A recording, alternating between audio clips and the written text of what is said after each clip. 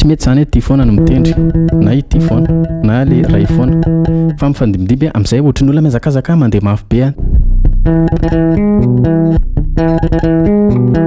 androany dia anampy anao débutant vao hikotrana gitara basy. Ny tokony ataontsika dia voalohany indrindra aloha matoa ianao te hianatra gitara dia efa anananao le fitaovana gitara basy tianao ianarana. Atoroko anao hoe inona no tokony atao. Ny ataontsika mamolaka an'ilay tanana aloha dia mianatra lesona dia mianatra hira. Zay telo zay fotsiny no averimberintsika isan'andro dia mahaitsika ao anatin'ny cours en ligne. Ka trotra kely le izy to mifandimidimby tsara ny tanana. Miezaka fotsiny ianao mampifandimby ireo tanana ireo index sy ny majeur. Ohatra hoe ohatran'izao ataoko zao ohatra hoe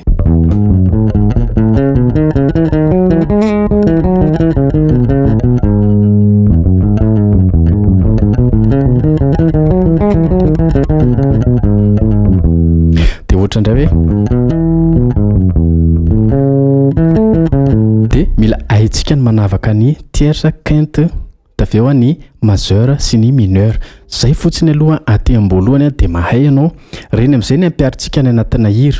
Ohatra hoe rythmique anankiray zao ohatra hoe tombolo. Ohatra hoe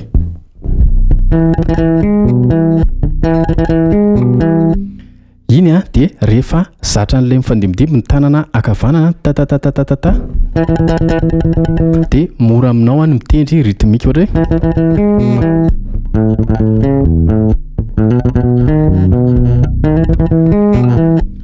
tsy mety zany ty foana no mitendry na le ray foana fa mifandimidimby am'izay ohatry ny olona mihazakazaka mandeha mafy be vetivety anao dia mahay.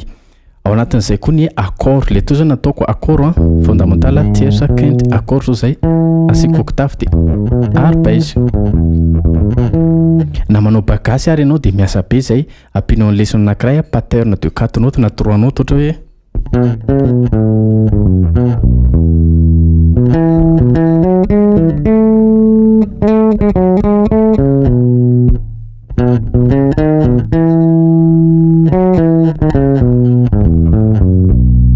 arakarak'ilay hira zany le izy.